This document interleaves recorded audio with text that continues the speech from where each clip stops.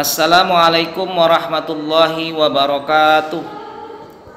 Hamdan wa syukran lillah, salatan wa salaman ala rasulillah, amma ba'du. Bersyukur kita kehadiran Allah subhanahu wa ta'ala atas karunia nikmatnya yang begitu besar kepada kita, sehingga kita bisa menjalankan rutinitas kita setiap hari, tentunya dalam keadaan sehat walafiat. Salawat beriring salam, mari sama-sama kita haturkan kehariban junjungan Nabi besar Muhammad sallallahu alaihi wasallam. Dengan memperbanyak salawat semasa hidup kita di dunia yang saat ini, insya Allah beliau berkenan memberikan syafaatnya kepada kita, syafaat yang kita nanti-nantikan di yaumil qiyamah. Amin ya rabbal alamin. Ikhwafillah, saudara-saudaraku yang dirahmati Allah subhanahu wa ta'ala dimanapun kita berada. Hadzal sabah yaumul ahad, pagi hari ini yaumul ahad tanggal 3 Rabiul Awal 1443 Hijriah. Pada kesempatan kali ini saya ingin menyampaikan materi tentang manajemen diri. Saudara-saudaraku yang dirahmati Allah subhanahu wa ta'ala dimanapun kita berada, dalam memanage diri kita ada 10 karakteristik sebagai seorang pribadi yang muslim dan muslimah. 10 karakteristik ini bisa kita jadikan pedoman diri kita untuk memperbaiki diri menjadi yang lebih baik lagi, tentunya di hadapan Allah subhanahu wa ta'ala. Ikhwafillah, saudara-saudaraku yang dirahmati Allah subhanahu wa ta'ala dimanapun kita berada, 10 karakteristik itu yang pertama sekali adalah salimul akidah, akidah yang bersih, akidah yang lurus. Bukankah dalam rukun Islam kita yang pertama sekali adalah syahadatain, mengucapkan 2 kalimat syahadat. Syahadatullah dengan lafaz asyhadu alla ilaha illallah. Saya bersaksi bahwasanya tidak ada Tuhan melainkan Allah subhanahu wa ta'ala. Wa asyhadu anna Muhammadan Rasulullah, dan saya bersaksi bahwasanya Nabi Muhammad adalah benar utusan Allah. Kalaulah kita sudah bersyahadat, kalaulah sudah kita berikrar, kita bersumpah tidak ada Tuhan melainkan Allah dan Nabi Muhammad benar utusan Allah, berarti akan timbul mahabbah, timbul kecintaan dalam diri kita, tentunya kepada Allah dan Rasulullah Muhammad sallallahu alaihi wasallam. Sehingga kita bisa menyampaikan bahwasanya kul inna salati, sesungguhnya salatku, wa nusuki, dan ibadahku, wa mahyaya, dan hidupku, wa mamati, dan matiku, lillahi rabbil alamin, semuanya milik Allah subhanahu wa ta'ala. Sebagaimana yang Allah sampaikan ini dalam Quran surah Al-An'am ayat 162. Saudara-saudaraku yang dirahmati Allah subhanahu wa ta'ala, itu yang pertama. Kemudian yang kedua, sahihul ibadah, ibadah yang benar, ibadah yang lurus. Kata Rasulullah dalam sebuah hadis, beliau menyampaikan, sallu kama ra'aitumuni usalli, salatlah kalian sebagaimana melihat Rasulullah salat. Salatnya Rasulullah itu senantiasa berjamaah ke masjid. Salatnya Rasulullah itu senantiasa di awal waktu. Saudara-saudaraku yang dirahmati Allah Subhanahu wa taala, sehingga kalau kita sudah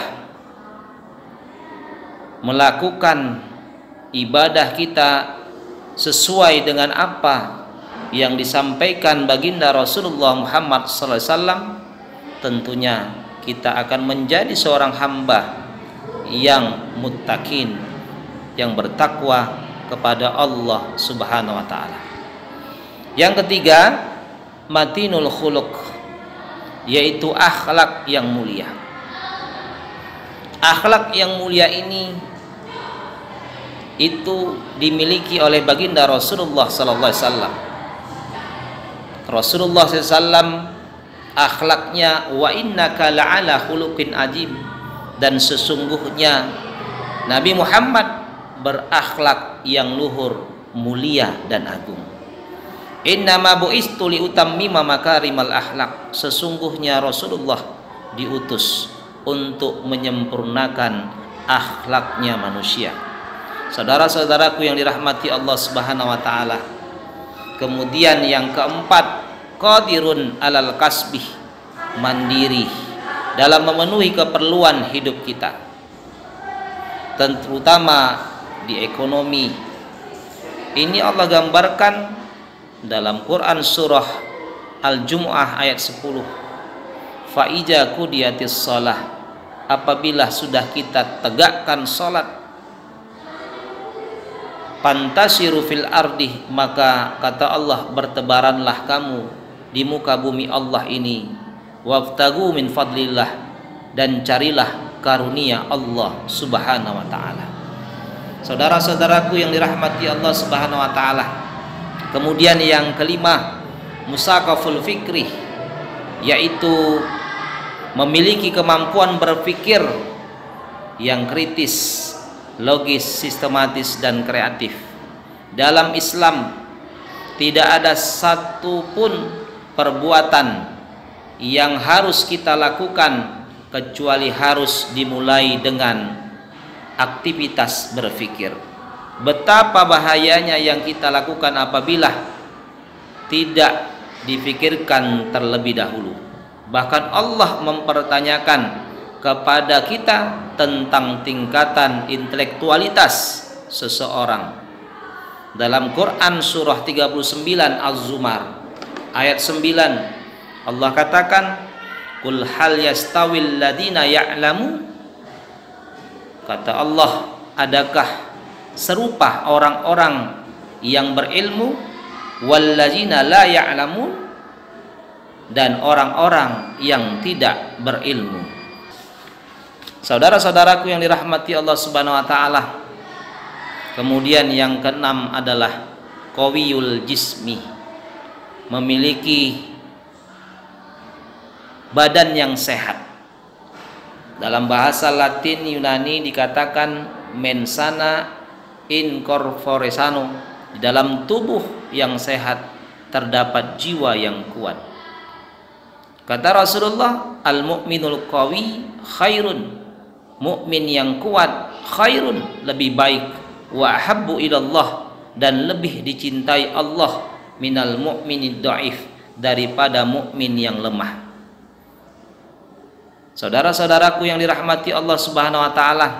Kemudian yang ketujuh adalah mujahadah li nafsih, yaitu memiliki kesungguhan dan motivasi yang tinggi dalam mengejar prestasi. Selanjutnya, bukankah karakter mukmin itu al-kayyis? Kayyis mandana nafsah, yang bisa mengendalikan dirinya, yang bisa mengendalikan hawa nafsunya. Seorang mukmin itu memiliki karakter. Yang pertama adalah al-kayyis mandana nafsah, yang bisa mengendalikan dirinya, wal fatin, dan cerdas. Itulah dua karakter mukmin. Kemudian yang kedelapan, munazamun fi su'unihi, tertib dalam menata segala pekerjaan. Seorang muslim dituntut profesional dalam bekerja, kontinuitas dengan program yang dibuat dan amanah. Kemudian yang ke-9 adalah harisun ala waktihi, selalu memanfaatkan dan mengukur waktu, memanage waktu sehingga waktu tidak terbuang dengan sia-sia. Allah bersumpah dalam Quran surah Al-Asr, wal as, demi masa, demi waktu, innal insana lafi khus, sesungguhnya manusia berpotensi dalam keadaan merugi, illal ladzina amanu wa amilus shalihat, kecuali orang-orang yang beriman dan senantiasa beramal salih, wa tawasaw bil haq, dan saling menasihati demi untuk kebenaran, wa tawasaw bis sabr, dan saling menasihati demi untuk kesabaran. Kemudian yang ke-10 yang terakhir, nafi'un li ghairihi, yaitu peduli kepada sesama, bermanfaat kepada orang lain. Dalam hadis Rasulullah SAW, beliau menyampaikan khairun nas, sebaik-baik manusia adalah anfa'uhum linnas, yaitu manusia yang bermanfaat bagi orang lain. Saudara-saudaraku yang dirahmati Allah Subhanahu wa taala, 10 karakteristik ini bila kita jadikan pedoman dalam diri kita, dalam hidup kita, insya Allah kita bisa memanage diri kita menjadi orang-orang yang lebih baik lagi, tentunya di hadapan Allah Subhanahu wa taala. Sampai bertemu kembali di lain kesempatan. Aqulu qauli hadza, wassalamualaikum warahmatullahi wabarakatuh.